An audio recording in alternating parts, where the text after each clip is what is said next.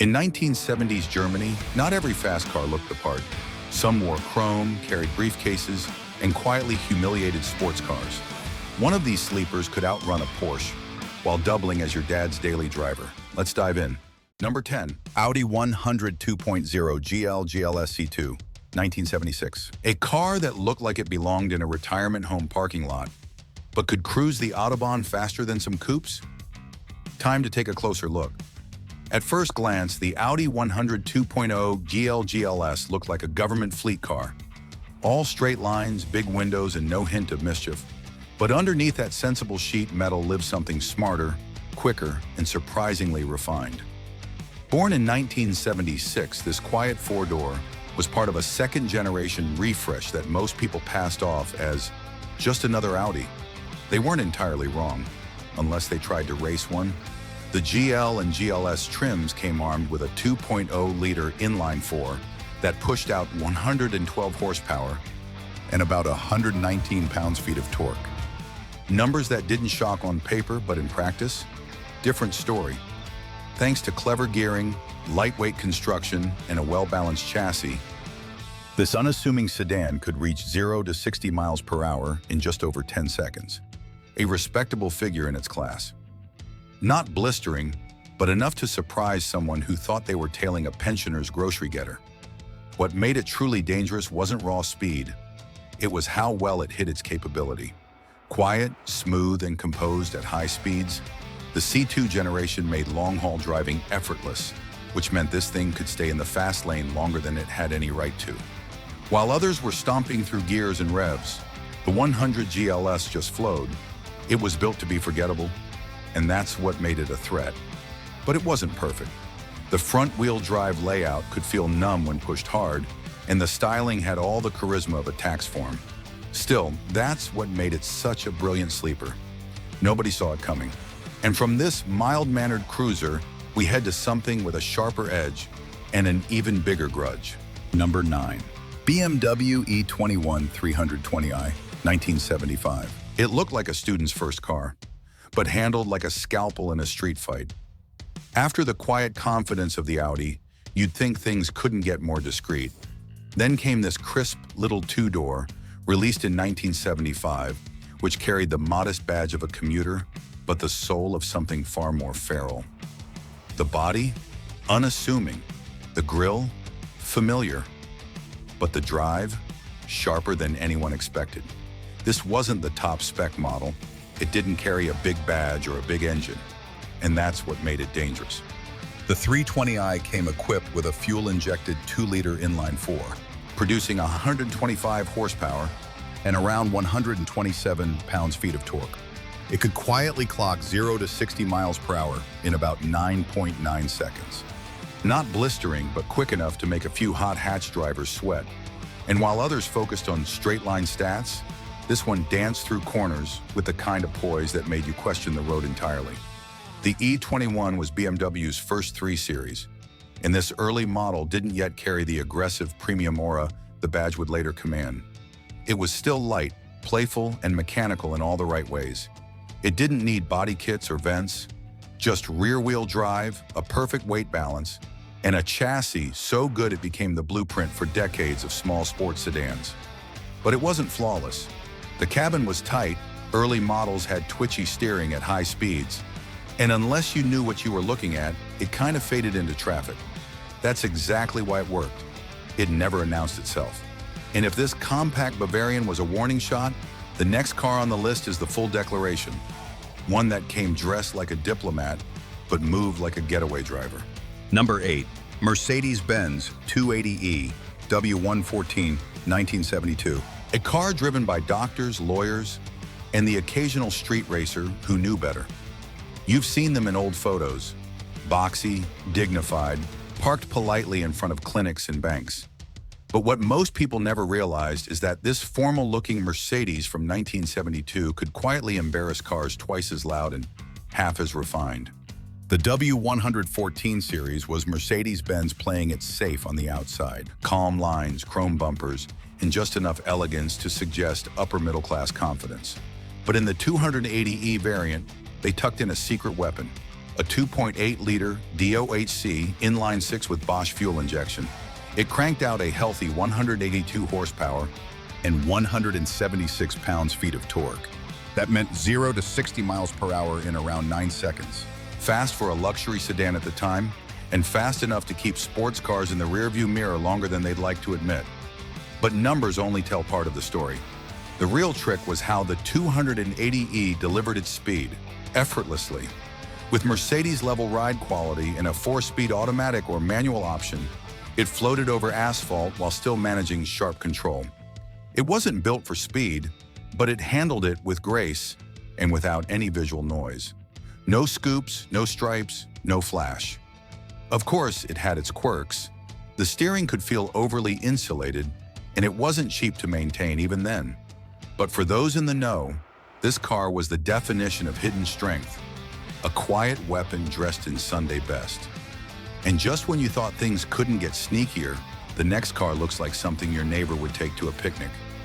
But under the hood, a surprise you won't want to miss. If you're enjoying these under-the-radar beasts, don't forget to subscribe. We've got plenty more sleepers hiding in plain sight. Number 7, Opel Rekord Sprint, AB series, 1971-1977. It looked like a company car with mileage to burn, but it had a secret tucked behind the badge. From 1971 to 1977, Opel quietly offered something a little spicier within its otherwise buttoned-up Rekord lineup. It wasn't the model you saw hauling boxes or cruising quietly on Sunday afternoons. No, the Sprint variant was different. And unless you knew what you were looking at, you'd never guess it had more in common with European GTs than the average family saloon. While the regular Rekord was built for efficiency and dependability, the Sprint offered a 1.9-liter or 2.2-liter inline-4 with performance tuning, capable of pushing between 102 and 115 horsepower. On paper, that might not seem wild, but thanks to its relatively light curb weight and sporty suspension tweaks, it could hit 0 to 60 miles per hour in just over 10 seconds. It also came with a close ratio 4-speed manual and tighter steering, giving it a far more spirited drive than its taxi-like silhouette would suggest. Its exterior didn't give much away, maybe a stripe here or a badge there. But overall, it kept its identity clean. That's what made it dangerous. Nobody suspected it could carve corners or hold its own on the Autobahn. It blended in at the office parking lot, but behaved like a junior sports coupe when let loose on back roads. The downside? Limited numbers, and it was often overshadowed by flashier competition. But for those lucky enough to snag one, it was an ideal stealth performer. All business on the outside, all mischief underneath. Now here's the question. Do you think this was Opel's best-kept secret of the 70s, or just a missed opportunity that deserved more love? Drop a comment and let me know. I want to hear your take. Number 6, Opel Ascona B 2.0 SR, 1975 to 1981. A car that looked like a math teacher's daily driver, but drove like it had something to prove. Tucked quietly into Opel's mid-range offerings between 1975 and 1981 was a model most people never gave a second glance, unless they were watching it pull away. The Ascona B 2.0 SR wasn't flashy, it wasn't loud, and it certainly didn't wear its intentions on its sleeves, which is exactly what made it such a potent sleeper. Opel pitched the Ascona B as a practical family sedan, and most variants leaned into that image hard. But the 2.0 SR broke ranks. It came with a 2-liter inline-4, pushing out 110 horsepower and 122 pounds-feet of torque. Combined with a curb weight just under 1,000 kilograms, it could hit 0 to 60 miles per hour in around 9.5 seconds. Snappy, especially for a car that could easily pass for a delivery vehicle. But what really made it stand out was how tightly it handled. This wasn't just a bigger Cadet with a bit more grunt. The Ascona B SR had upgraded suspension, tighter steering, and a far more planted feel at speed. It could twist through winding roads with real composure, and it gave honest feedback, something even higher-priced sedans sometimes failed to deliver. Visually, it didn't scream performance. A subtle badge, maybe some light striping, and that was it. No bulging fenders, no wings. You'd see it parked outside a supermarket and never think twice. But once you followed it out onto a country road, you'd realize it had no intention of going slow. From a car that hit its muscle under quiet sheet metal, we moved to one that's just a little more upfront. Still a sleeper, but with the heart of a sprinter and a badge that finally started to mean trouble. Number 5. Audi A3 GTE B1, 1975 to 1978. A compact commuter with a tucked-in shirt and iron trousers that just happened to outrun bigger, louder rivals. By the mid-1970s, Audi was still shaking off its conservative image. The B1 Generation 80 looked tidy, efficient, and almost aggressively average. But from 1975 to 1978, Audi quietly released a version that shifted the balance, the A3 GTE, a car that looked like it belonged in a university faculty parking lot, but could hold its own against hot hatches that hadn't even been born yet. At first glance, there was almost nothing sporty about it. The lines were clean, the proportions modest, and the GTE badge was easy to miss. But underneath, it packed a 1.6-liter fuel-injected four-cylinder, the same unit found in the first-generation Golf GTI. That meant 110 horsepower and 103 pounds-feet of torque, with a 0 to 60 mile-per-hour time of around 9.5 seconds. Not earth-shattering today, but in the 70s, that was enough to chase down bigger sedans and leave more expensive cars wondering what just happened. The handling was agile thanks to its light chassis and front-wheel drive layout, and it felt incredibly responsive for its class. But what made the GTE special wasn't just the numbers. It was the subtle way it delivered. No flares, no wings, no arrogance, just a solid, squared-off sedan with a quiet little smirk. It had its drawbacks, of course. Road noise was noticeable, and the cabin was sparse even by 70s standards. But none of that mattered when you found yourself pulling ahead of supposedly sportier rivals on the Autobahn, or surprising a pushy tailgater on a winding road. And if you think this quiet compact was bold, wait until you see the next one. A coupe with luxury looks and a throttle response sharp enough to rattle your expectations. Number 4. Opel Commodore GSE Coupe A, 1970 to 1972. It looked like your dad's grocery getter, but packed enough punch to steal the show on any back road. Following the modest yet quick Audi A3 GTE, let's step into something a little more surprising. An Opel that flew under the radar between 1970 and 1972. The Commodore GSE Coupe wasn't flashy like some muscle cars of the era, nor did it broadcast its intentions with wild styling. Instead, it dressed like a sensible family car, but carried a heart built for speed. Under the hood, Opel tucked in a 2.8-liter inline-six engine, pumping out a respectable 160 horsepower and 162 pounds-feet of torque. For the early 70s, those figures meant this coupe could sprint from 0 to 60 miles per hour in roughly 8.5 seconds. A number that was genuinely quick for a car that looked so composed and polite. The GSE's fuel injection system was advanced for its day, offering a smooth yet eager throttle response that made it feel far more lively than its conservative exterior suggested. What really made this car special was how well it balanced power and control. The coupe's chassis was well-tuned, suspension tight without sacrificing comfort, and it handled corners with surprising confidence. It wasn't a wild beast. It was a calculated performer that didn't need to shout to get noticed. However, it wasn't perfect. Its bulky size and weight held it back slightly compared to lighter competitors, and the interior was practical rather than luxurious.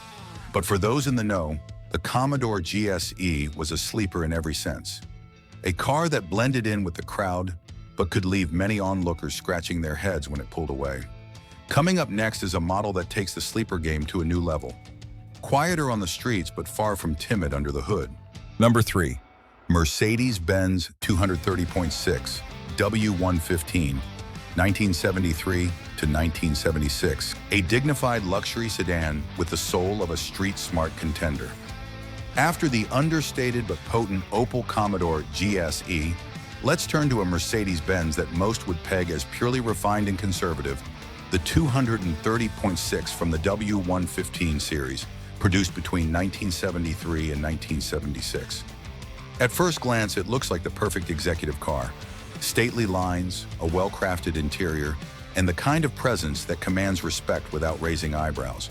But don't let its calm demeanor fool you. Beneath the hood, the 230.6 packed a 2.3-liter inline-4 engine, producing around 109 horsepower and 129 pounds-feet of torque. That might not sound explosive, but paired with the car's robust build and precise engineering, it delivered a smooth, confident performance that could surprise onlookers. The 0 to 60 mile-per-hour time hovered around 11 seconds. Not blistering, but quick enough to keep up with many sportier rivals of its day, especially when equipped with a 4-speed manual transmission. What truly set this Mercedes apart was its balance, offering solid acceleration without sacrificing comfort or reliability. Its suspension soaked up bumps like a dream, while the steering gave enough feedback to keep drivers engaged without tiring them out. Plus, its understated styling meant it rarely attracted unwanted attention, making it a true sleeper on the streets. Of course, there were some drawbacks. The inline-4 lacked the punch of larger engines in the lineup, and it wasn't built for outright speed. But for those who prize discretion with a side of respectable pace, the 230.6 was a hidden gem. So what do you think? Is the Mercedes 230.6 a classic sleeper or just a posh cruiser in disguise? Drop a comment and let me know. Number 2. Mercedes-Benz 450 SEL 6.9 W116 1975. The luxury limousine that could quietly smoke supercars if you dared to push it. Following the refined but surprisingly quick 230.6, things get serious with the Mercedes-Benz 450 SEL 6.9 from 1975. This wasn't just any executive sedan, it was the ultimate sleeper in a sea of conservative luxury cars. To the untrained eye, it looked like a standard, stately limousine cruising through the city, but under that elegant sheet, metal lurked a beast few expected. The 450 SEL 6.9 packed a monstrous 6.9-liter V8 engine, delivering a whopping 286 horsepower and a torque figure of 406 pounds-feet. Numbers that were jaw-dropping for the time, especially in a car that weighed nearly 2 tons. Despite its size, it could sprint from 0 to 60 miles per hour in about 6.3 seconds, putting many sports cars of the era to shame. Yet its smooth ride, plush interior, and quiet exhaust made it sound like a gentle giant, masking its true capabilities until you floored the accelerator. Thanks to an advanced hydropneumatic suspension system borrowed from Citroën technology, the 6.9 offered supreme comfort and remarkable handling for such a large vehicle. This tech kept the car level in corners and absorbed bumps with almost supernatural grace. Truly a combination of brute power and refined engineering. Sure, it was expensive, heavy, and not the most agile in tight corners, but that was never the point. The 450 SEL 6.9 was about dominating highways with subtlety and confidence, effortlessly outrunning faster-looking competitors while remaining the epitome of luxury. If you're impressed by the silent power of this Mercedes legend, make sure you don't miss the #1 sleeper on our list. It's a classic that truly redefined the term understated performance. Subscribe now to catch it next. Number 1. BMW E3.0 SI 1971 to 1977. The new 6 that disguised brutal performance behind a suit-and-tie exterior. Topping our list is a BMW that was anything but subtle beneath its executive sedan looks. The E3 3.0 SI, produced between 1971 and 1977. At first glance, it was the kind of car a conservative businessman might drive to the office. All polished chrome and classic lines, exuding quiet confidence rather than shouting speed. But underneath, this was a powerhouse cleverly cloaked in sophistication. The 3.0 SI came with a 3.0-liter inline-6 engine pushing out about 200 horsepower and 181 pounds-feet of torque. Impressive figures for the era. That translated into a 0 to 60 mile-per-hour time in the low 7-second range, which was blisteringly fast for a car that looked so composed and unassuming. It wasn't a track car, but it could effortlessly hold its own against many sports sedans of the decade, all while looking perfectly at home in a boardroom parking lot. What really made the E3 a sleeper was the way it married performance with luxury.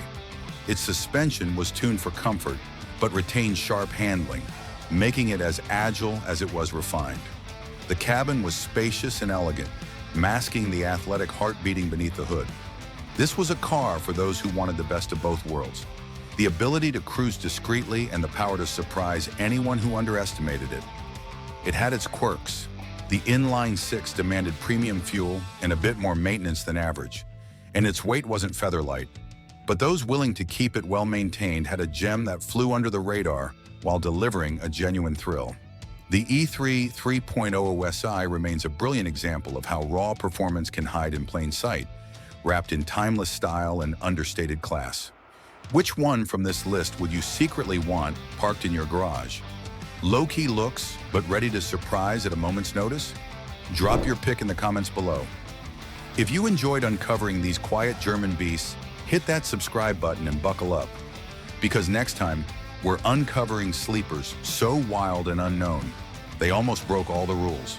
Trust me, you've never seen German cars like these before. Don't miss what's coming next.